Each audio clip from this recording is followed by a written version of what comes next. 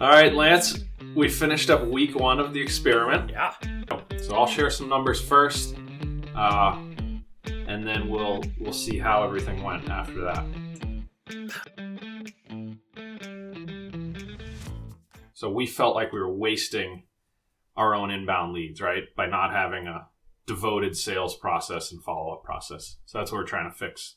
So first off, we're comparing everything to our benchmark, which is 100 leads before this sales experiment started. 15 were qualified. 5 of those were contacted.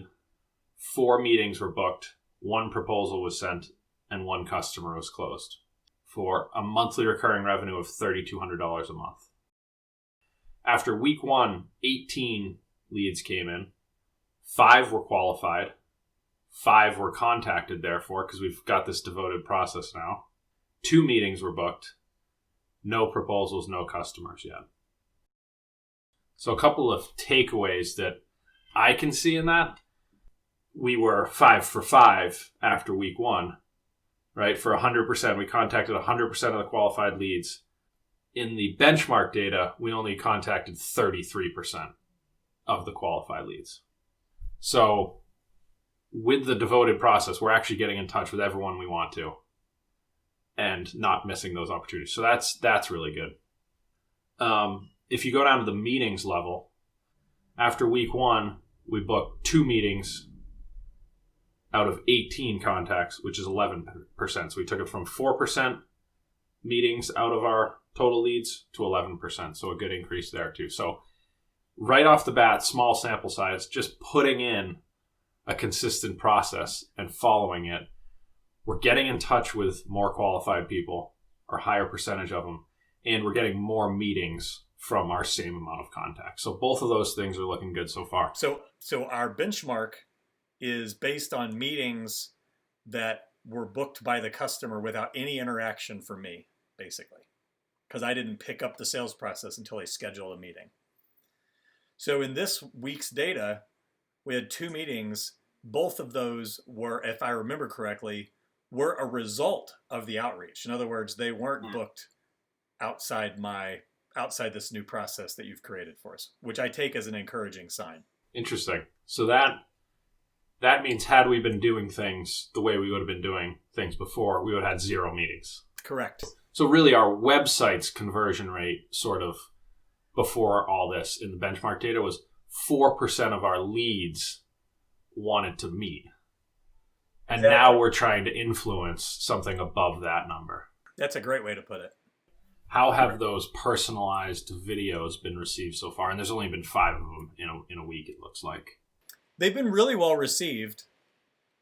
Most of them have been watched. So this is the big thing with email marketing, right? Is you got to get somebody to actually open the email. Right. I decided to go with my tried and true "thanks for connecting" subject line. A lot of times because people are like, wait, I connected with you? Yeah, you gave us your email address. I'm going to call that a connection. The second step of the process was connecting on LinkedIn 3 days later. And so I did that. I had mixed results, but I had one really good conversation with somebody. So they didn't connect with me on the video. They watched my video, didn't reply to the email. I asked to connect with them on LinkedIn. They connected and we had a pretty good conversation that they're basically headed into a new company. And as soon as they get settled, then we're going to pick up the conversation again about potentially working with them. It's also interesting because none of this is automated. There's a lot of work you can do automating. Hey, there's 1,000 people that are coming in. Let's automate some processes to figure out who to talk to. That can be automated, but actually talking to people, you're always going to do best customizing it and personalizing it. So we have personalized video for that person and a LinkedIn reach out from you personally to their LinkedIn personal account. That's always going to work better because you're competing against automated emails in the inbox right around your personalized one. So it's interesting that it's a super simple process we're following, but it is all personalized and not automated. Interesting you'd say that because you have to intentionally, the way that you write things, communicate in such a way that it becomes obvious that it's not automated to get the maximum benefit out of that.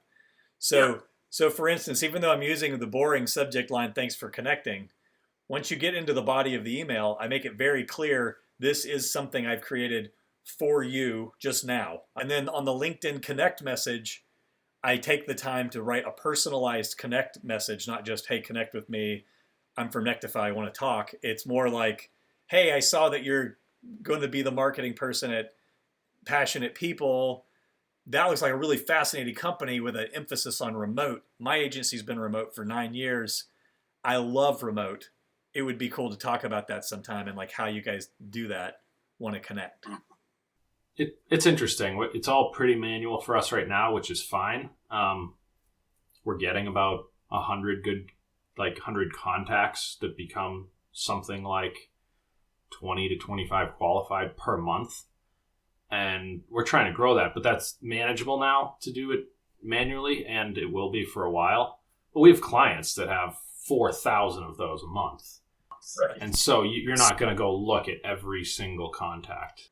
I have noticed even brief videos consume a significant amount of energy compared to hacking out an email or pulling up an email template and firing it off, thinking on your feet and trying to be personal. Totally. So we will share all the numbers that we verbalized in this video down in the blog post below, and you'll see those in Databox's data boards. We'll be posting another video next week. So at the bottom of this post, you can subscribe to receive updates on this experiment. Let us know in the comments if you have any good ideas for us or think we're doing anything wrong. We'd love to hear it. I don't want to hear the things I'm doing wrong, but yeah. I would. Okay. Tell Henry, and Henry will figure out a nice way to tell me.